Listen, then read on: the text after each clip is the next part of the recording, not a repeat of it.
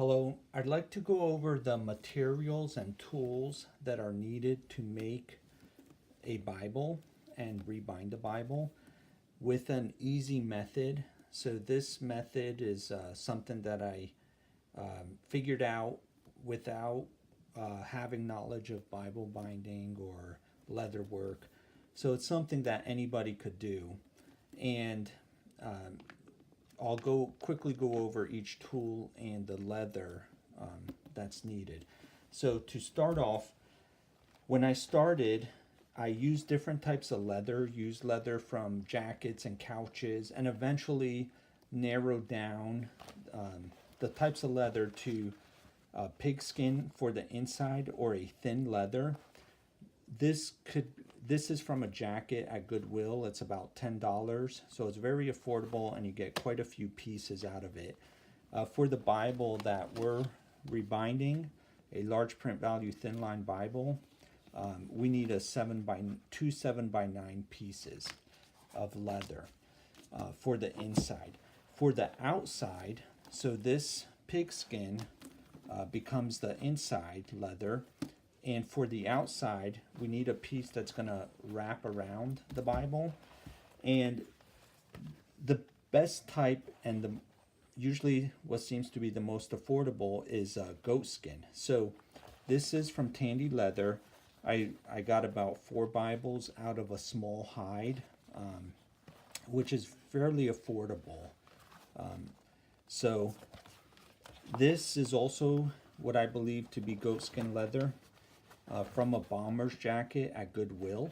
So will also work. And the goatskin, it's easy to pair and work around the corners. And so this could also be purchased at Tandy Leather, or you could find a jacket at Goodwill. So that's where the leather, quick way to get the leather. Leathers to avoid, or which are harder to work with, include thick cowhide jackets. So you could see this jacket, it was just really hard to work with. The leather was very thick and it was hard to pair. And the inside is a leather couch. I took it from a leather couch, and this I took from a jacket. So these leathers were quite harder to work with than the pigskin and goatskin. But if that's all you have, they will still work. So the tools that are needed, I'm going to set this leather here. So we need leather. We need a Bible, and the measurements I'm going to give are for the ESV large print value Bible, which is about $12 on websites online.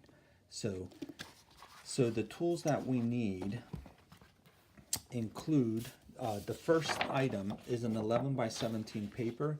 This is used to take our measurements for our Bible. So in the next video, I'll cover the measurements. How are we going to get the measurements to get a symmetrical cover and not have to mess up and get the wrong lengths, or not have the cover work out. So we'll cover that in the next video. But so that's what the paper's for. Another item that's really handy is a weight. Anything heavy that's going to hold the leather in place while we're working with it.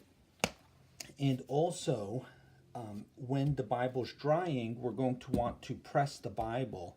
So if we have a book lying around, that'll be helpful because we could press the Bible with it.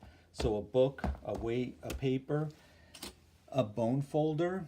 The bone folder is used to work the spine and also the corners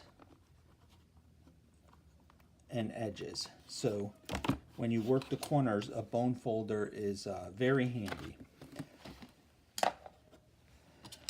Next, a ruler. This is used for cutting. So something with 16ths. You want at least 16ths on the ruler. This is from Home Depot, I believe, 16 inches. A cutting tool. So we want to cut the leather. An X-Acto knife, a roller, any type of cutting tool, sheetrock knife. a pair of scissors.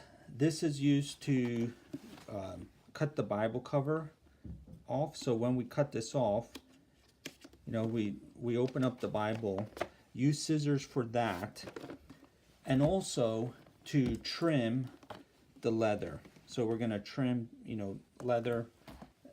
Scissors are helpful. A pen. We need to mark our leather out. So when we do that, a pen and a marker is helpful. Next, when the leather is folded over the inside cover, it needs to be thinned out. So the paring blades or knives are used for that. These are from Tandy Leather. They're quite affordable. I tend to use this one, but it is easy to nick and cut your leather, so probably start off with this, but I would purchase both because it's easy to outgrow this. It takes a while, and this cuts much faster. So this is used to thin the leather around so you could fold it over, and you won't have too much leather in the corner if it's paired correctly. Next, when we make the corners, we're going to need our radius tools.